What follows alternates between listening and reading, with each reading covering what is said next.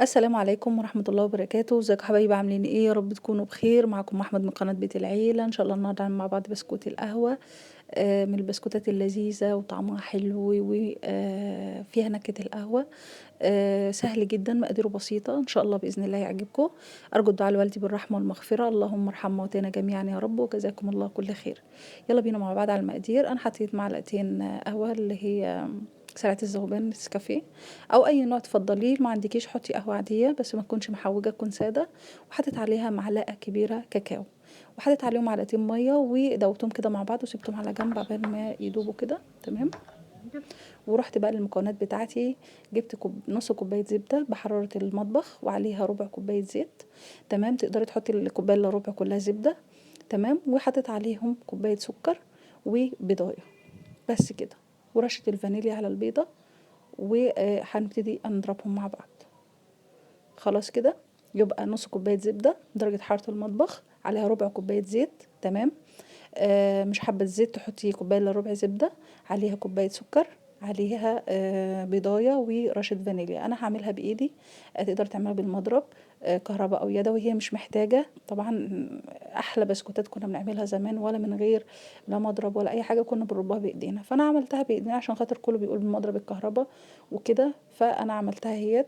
خلاص. هربها كده بايدي لحد ما تدوب تماما، وبعدين هنزل عليها بالخليط بقى اللي انا عملته، اللي هو القهوة على الكاكاو. خلاص. وبعدين هنزل بالدقيق. تمام. هنزل بكوبايتين دقيق، وهسيب نص كوباية لحد ما الم العجينة، ورشة الملح، ونص باكت الباودر. الباكت بيبقى 16، انا هحط نصه 8، او معلقة شاي. خلاص كده. وهبتدي بقى ان انا الم العجينة، المكونات كده مع بعض.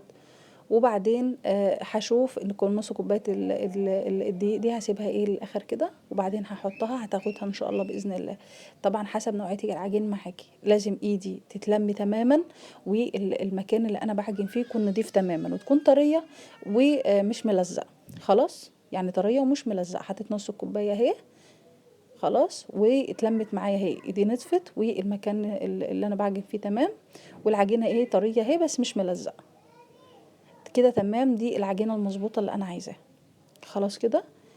هبتدي بقى اشكلها قطع صغيره جدا اهيت. هعملها كده شكل القهوه، واجيب بمعلقه او بسكينه او بكده، هعمل لها خط كده وخلاص. يعني التشكيل اللي تحبيه، بس هو شكل القهوه ده الشائع عنها.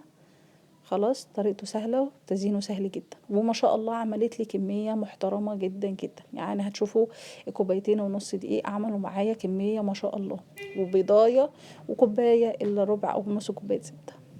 خلاص. اهو يا جماعه ما شاء الله. ما دهنش الصينيه ولا حاجه، انا حاطه في صينيه المونيا. تقدري تحطي في صاج او صينيه المونيوم او كده، تمسحيها مسحه خفيفه. انا ما مسحتهاش الصراحه، دخلتها على فرن متوسط 180 درجه. تمام. قعدت حوالي تلت ساعه وطلع معايا بالشكل ده. شايفين؟ ما شاء الله عليه، مفرغ من جوه بقى وجميل جدا. طبعا الصورة بصراحة ظلماه، هو جميل جدا في شكله احلى بكتير من الفيديو، بس انا الاضاءة عندي مش تمام. شايفين مفرغ من جوه ازاي؟ وبألف هنا وبألف شفا. يا رب تكون حلقة عجبتكم. ان شاء الله انتظرونا في حلقة جديدة، والسلام عليكم ورحمة الله وبركاته.